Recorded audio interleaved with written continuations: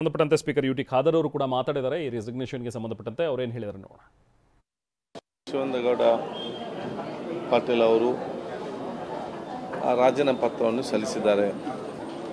ನಿಮಗೆ ಅವರು ತಿಳಿಸಿದ ಹಾಗೆ ಉಲ್ಲೇಖಿಸಿದ ಅವರಿಗೆ ಇವತ್ತು ಇನ್ನೋರ ಶಾಸಕ ಮಿತ್ರರಿಂದ ವೈಯಕ್ತಿಕವಾದ ಒಂದು ಆಪಾದನೆ ಮಾಡಿ ಅದನ್ನು ಸವಾಲನ್ನು ಹಾಕಿದ್ದಾರೆ. ಅವರ ಒಂದು ಗೌರವ ಪ್ರಶ್ನೆಯಾಗಿ ಸ್ವೀಕರಿಸಿದ ಕಾರಣ ಅವರು ರಾಜೀನಾಮೆ ಕೊಟ್ಟು ಅದರ ಕಂಡೀಷನ್ ಕೂಡ ಹಾಕಿದ್ದಾರೆ. ಸವಾಲು ಹಾಕಿದ ರೀತಿಯಲ್ಲಿ ಸವಾಲು ಹಾಕಿದವರು ಅವರ ಮಾತನ್ನು ಉಳಿಸಿಕೊಂಡು ರಾಜೀನಾಮೆ ಸಲ್ಲಿಸಿ ಅದು ಅಂಗೀಕಾರವಾದರೆ ಇದನ್ನು ಕೂಡ ಅಂಗೀಕರಿಸಿ ಅಂತೇಳಿ ಅವರು ಬಂದು ಕೊಟ್ಟಿದ್ದಾರೆ.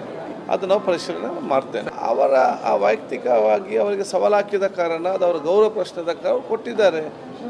ಅದರ ಮುಂದೆ ನೋಡುವ ಏನಾಗ್ತದೆ ಅಂತ ಹೇಳಿ ಇದೆಲ್ಲ ಪರಿಶೀಲನೆ ಮಾಡ್ತೇನೆ.